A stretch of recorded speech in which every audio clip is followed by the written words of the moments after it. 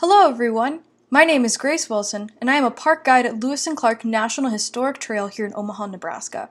And today I'll be talking to you about the wildlife of the Lewis and Clark expedition. So a quick intro about the Lewis and Clark expedition. The Corps of Discovery undertook a round trip across the continent from 1803 to 1806 to explore the land recently added to the United States under the Louisiana Purchase. Along the way, the Corps of Discovery made more scientific observations about the continent than any scientific expedition before or since. Journals from the expedition not only recount the topography that they encountered, but also some 300 different species, 122 animals, and 178 plants respectively, that the Corps of Discovery encountered along the way. So today I'll be talking about 3 of the animals they encountered along the way: the American bison, the elk, and the grizzly bear.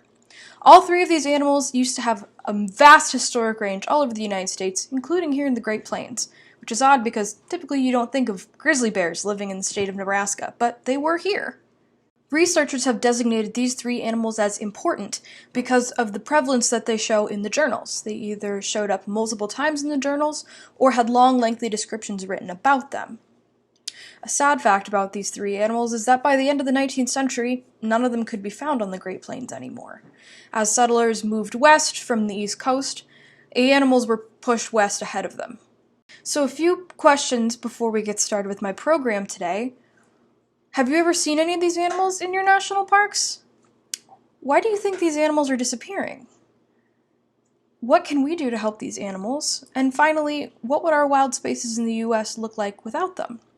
So go ahead and think about those questions as we move through this program and post your answers in the comments below and any questions you might have as we move forward. So the first animal I'm going to be talking about today is the American bison. And on my screen I have a photo of a bison. We see him in side view. The background is green prairie grass. He is light brown and dark brown, and he has 5 birds sitting on his back.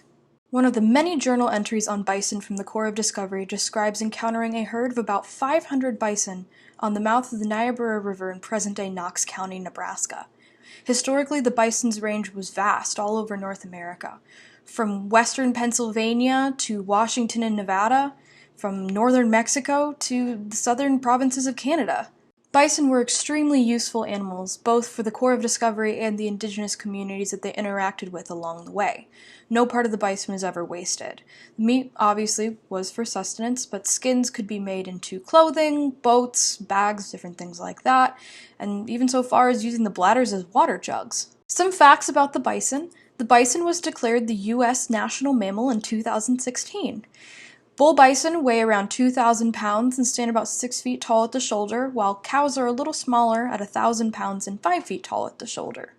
Bison are ruminants, which means they have a multi-chambered stomach similar to a cow. And the word bison, while it is the scientific name for the animal, is often interchangeably used with the word buffalo. American bison and buffalo are often used to mean the same animal. The scientific name is the bison.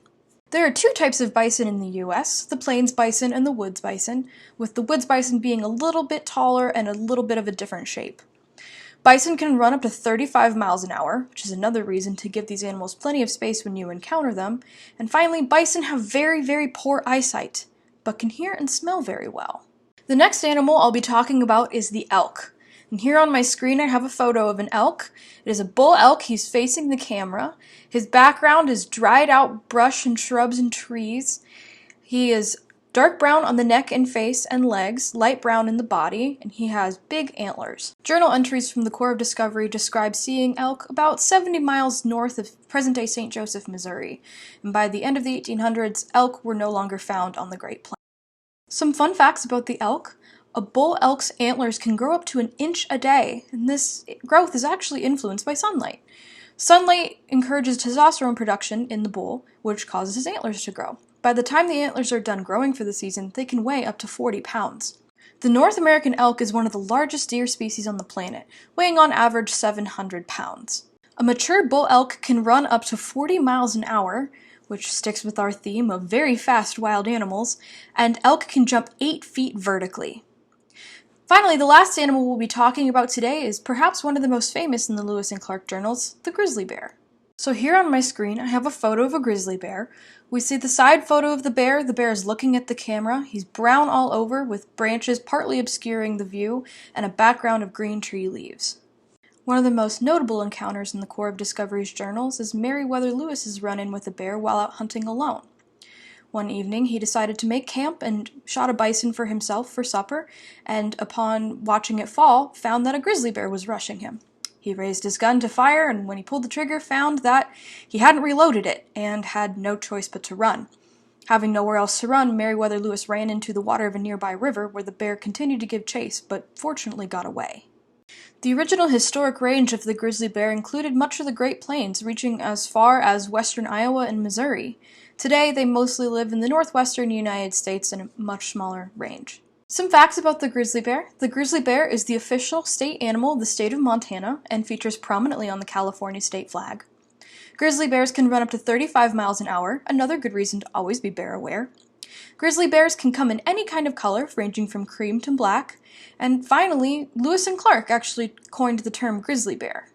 So why are these animals disappearing? If they feature so prominently in the journals, they must mean something to someone. Well, grizzly bears historically faced illegal trapping and hunting, habitat loss, and faced these things because many people thought that, given the chance, grizzly bears would hurt people. Now, the stories in the journals don't exactly contradict that, but this notion has kind of fed into how we treat grizzly bears today.